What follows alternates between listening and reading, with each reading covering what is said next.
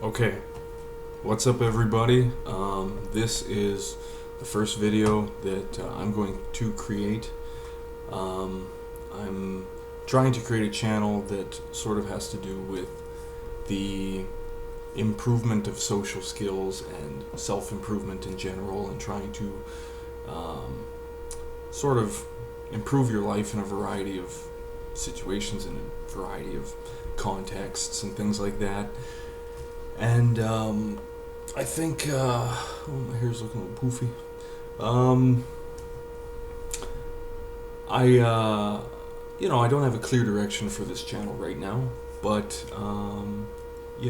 this will help me.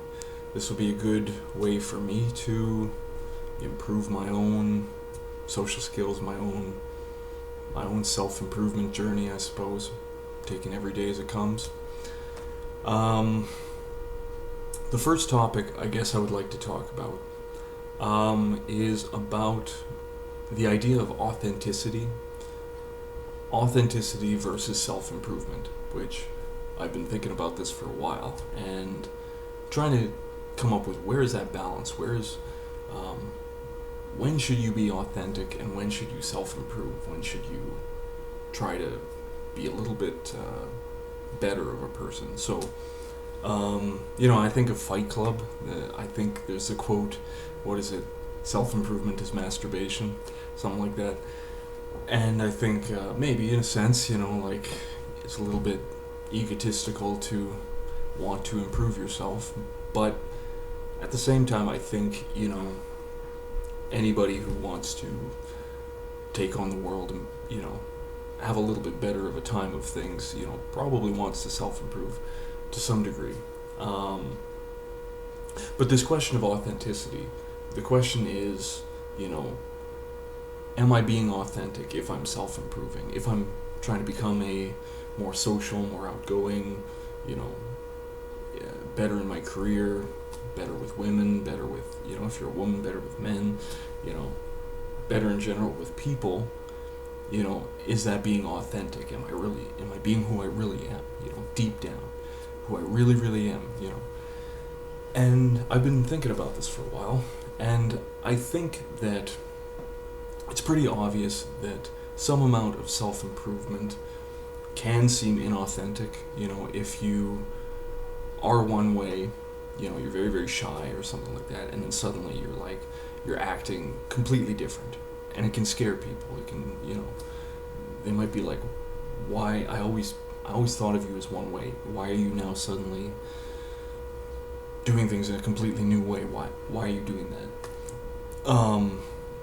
And so I think some of this question of authenticity comes back to a person really jarringly acting out of context of who they normally are.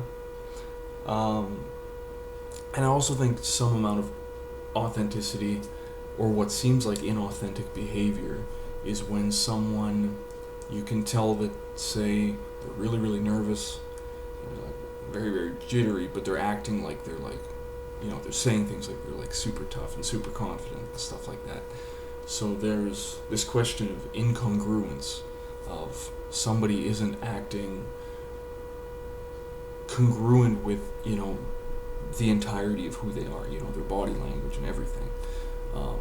Another example I've heard is if a person's like, hunched over and they're like talking big game, and you're like, yeah, I'll beat you up, dude, but they're obviously, like, body language wise, they're really like scrunched up. So that question of inauthenticity can come about when a person isn't acting quite in sync with everything, with body language and everything. But this can be, kind of a stumbling block for people, because you think, well, like, I am a very, very nervous person. I'm so shy. I'm so scared. Going up to a random stranger and talking to them is a very, very scary scenario, right? So obviously I'm going to be scared and stuff. And I think, like,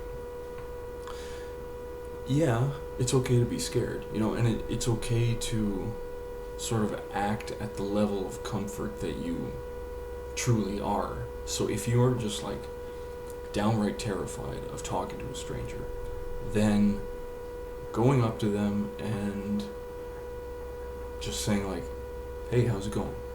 How's the weather? How's your day going? Yeah, if you look very nervous, they're gonna think you're nervous because they can probably pick up on your body language, right? So that's okay. You have to be, I think you have to be understanding of that and understanding of where you are comfort wise, and not assuming that like I either have to be 100% comfortable or I can't be comfortable at all. There's gradations, and if you're a little bit nervous, fine. That's okay. If you're very, very nervous, it's not ideal, obviously, that's not what you want, but it's still best to put yourself out there. And the thing with encountering new situations and new experiences is you then become confident because you have encountered a new experience and you have seen something new, and by encountering this new experience, you can react to it and you can become more comfortable with it. It's like riding a bike. First time you ride a bike, very, very difficult, but every time you do it, you get a little bit better at it. So practice is a big part of that. So a lot of people think when it comes to authenticity, it's like, self-improvement, it can seem inauthentic because their vision of who you are is somebody who does not do this. If you're a very, very shy person, as I have been in my past, a lot actually, I was very, very timid, and just couldn't talk to a stranger, just couldn't say anything, right? And I think to a lot of people that's who I was. So you want to a lot of times stay in this bubble of like, I act this way and this is who I am and I'm not going to change. And it's the inertia of being stuck in a specific identity that you can't break out of it. It seems like everything you do, like you can't get out of it because people want to like pull you back into it. But I don't think there's anything inauthentic to wanting to be a better person, basically, live a more fulfilling life. Like, it's like a lot of people at work, a lot of people in jobs, they have to talk in meetings, and they have to be able to talk to coworkers, they have to talk to their boss, they have to talk to clients, they have to talk to a lot of different people, a huge variety of people. So if you go into that situation, you go into that meeting, and ordinarily you're very, very closed off, and you're very, very like shy and timid and all this, you're not going to have an easy time of it. It's going to be kind of difficult to get what you want. You're not going to be able to like voice your opinions during a meeting. You're not going to be able to like tell your boss about specific things that he or she could be doing better, and you're not going to be able to relay information. And so it's going to be really, really tough to get what you want in your career and in your job if you are closed off and shy. So trying to work to get out of that, it's a method of self-improvement that does have positive benefits, does result in something good for you, but it's difficult. It's tough to break out of a routine, and it's tough to break out of who you think you are and the experiences that have led to this situation. So if you're in school, like you're in university or something like that, and your teacher asks a question and you never put your hand up to ask a question, you just never do that, like throughout your whole first year, every class, every time a teacher asks a question, you always remain quiet. It's going to be very, very tough to break out of that and to do the risky thing of putting your hand up, being like, hey, blah, blah, blah, blah, blah, responding to what the teacher says, asking a question, putting yourself out there, basically, putting yourself in the spotlight is not easy, especially when you are used to being hidden used to just the anonymity of the crowd and blending in. But guess what? Blending in is probably not going to get you what you want. And, why are you watching, like, self-improvement videos if you don't want to get more of what you want? And really, and I'll probably make more videos about this, it's a matter of comfort versus growth, which I think anybody who's focused on self-improvement can see that, comfort is the enemy of growth. Like, if you're stuck in your world and you're stuck in your life and what you do, like, you're gonna have a hard time breaking out of it because of the inertia, because there's a biological aspect to this where human beings get so used to a rut and so used to a routine because that helps us to survive, taking the same route to work every day. It becomes automatic and it becomes easy because your brain knows, oh, this is safe, I can take this route and I'm not going to get attacked, I'm not going to get in traffic, everything's going to be fine if I take this route. So deciding, okay, now I'm going to take another route, now I'm going to take a different route through the city, it's a little thing that it's like a little change in your life, and change is scary, stepping out of your comfort zone, doing something a little bit different terrifies people, it's terrified me, and there are still some things where I have a fear reaction, and it's like, I want to do this, I want to do X, Y, and Z, but I can't do it, because I'm so stuck in my ordinary way of living, right?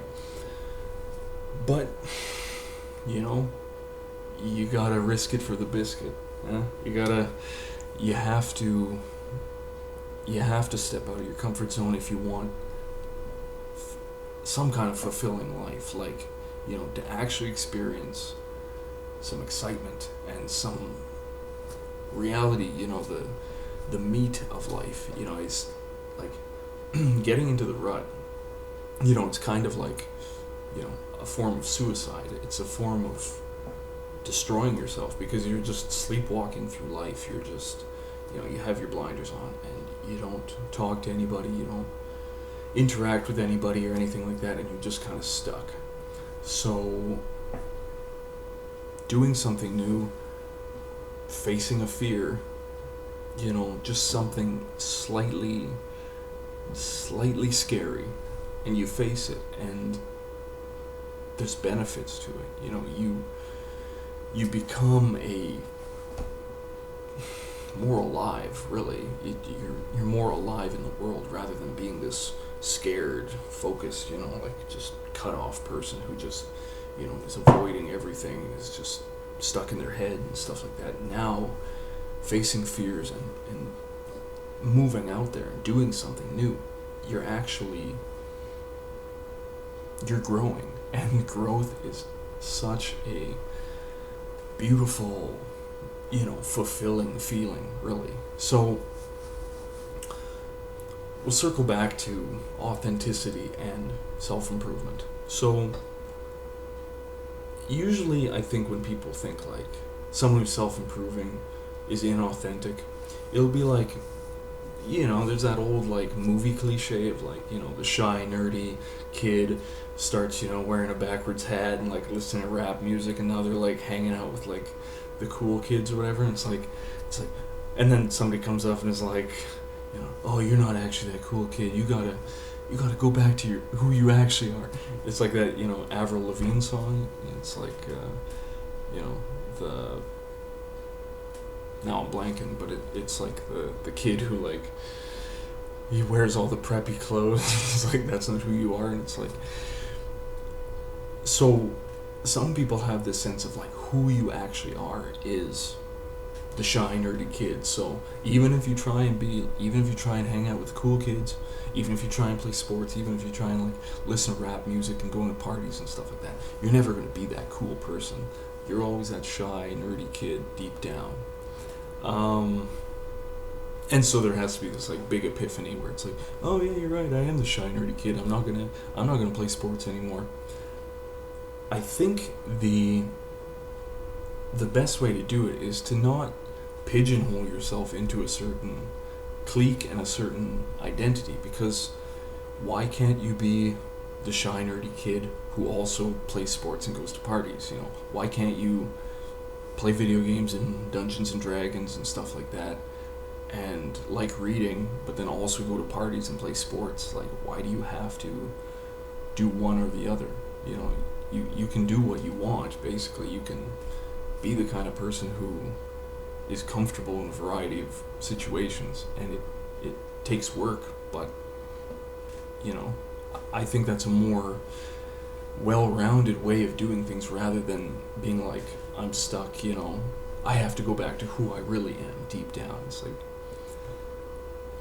I think, like, from a Buddhist perspective, you know, Buddhism, it talks a lot about, like, there's no self, you know, everything that we are, our identity and everything is just a habit, you know, it's just repetitive behavior ingrained into us, and we have no real deep down self. And I think to a certain degree that is true, that what we are is what we do repeatedly, basically. And so if that's true, then self-improvement, you know, there's no problem with that, because we're always changing and growing, and we have no, you know, a deep down me that I need to revert to. And I think about, like, you know, when you were a toddler, like, you couldn't use the bathroom, like, you couldn't ride a bike, you couldn't leave the house without permission, because you know, probably wouldn't be able to see the rules of the road, you know, like, look out for cars and stuff. Like, so being a child, you were not who you are now. Like, who you are now, I assume, you know, you're an adult, right, or a teenager or something like that, and so you've changed, you know, you have changed through your whole life, just like I've changed, just like everybody changes. And so trying to stick to, like, this is who I am, is not a good goal to have, is to, you know, always be kind of reminding yourself, like, oh, this is who I am, this is who I am, this is who I am. Because you're not allowing yourself to exhibit a flexibility towards the world, and a sense of growth, and a real sense of interaction, where you're like, you know, if you're like just a person who listens to, you know, like top 40 music, and it's like, you can go to a metal concert and you'll experience growth that way, because you're experiencing something very new, you know. And it's like, oh, but I'm not that kind of person, I don't go to metal concerts, whatever. It's like, why not? Why can't you do that? Like, you know, it's the same kind of thing that, like, keeps people in, like, racial and ethnic bubbles. It's like, I can't hang out with this person of that race because blah blah blah blah blah, you know, I'm Albanian, I can't hang out with a Croatian, you know. It's like, you can encounter different people in different circumstances, and it will allow you to grow and to see new things, and the growth is going to have a really positive effect on you, right? So, cycling back to authenticity, I think, you know, you shouldn't really focus too much on authenticity. It should still be a focus, because I think, in the sense of wanting to be authentic, is a freedom of expression is really what it means to be authentic. So when you think something, being able to say it, you know, without, like, weighing yourself down. Or if you're in a situation and someone says something, you disagree with it, you know, not immediately like, oh yeah, you're so right, oh absolutely, yeah. Someone's like, you know, the earth is flat, and you're like, oh yeah, it's flat, yeah, for sure, yeah, of course it's flat. Like, that would be inauthentic, because you're completely throwing away, you know, your global view of the world. You're throwing it away just because somebody said something you disagree with, and you want to get along in the situation. That is inauthentic, and I think, but see, the thing is, like, a lot of people just are that way, you know, so it's like they learn to be inauthentic, or they've just kind of always been inauthentic.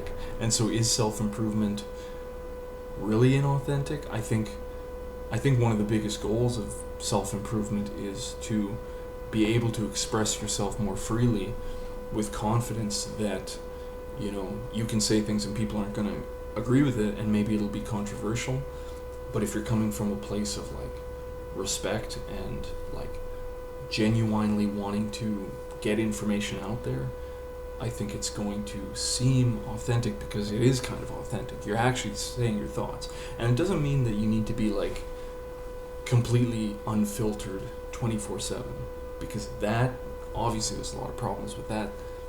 You know, if you see somebody really hot on the street, you know, just telling them, you know, I want to have sex with you, like that's not inauthentic, because that's what you actually think, but you know, that's not being self-aware, and that's not taking into account like their safety and stuff like that. So there's a balance to find, I think, with this. You know, if somebody looks, you know, scary to you, like horrifying, like really, really ugly or something, you know, saying a really negative comment, like, yeah, that's authentic because that's what you really think about them, but you know, you have to have some measure of self-awareness so that you're not acting in ways that are going to be really bad for you. You have to find this balance. So I think, you know, when it comes to the question of authenticity, it's not a simple question.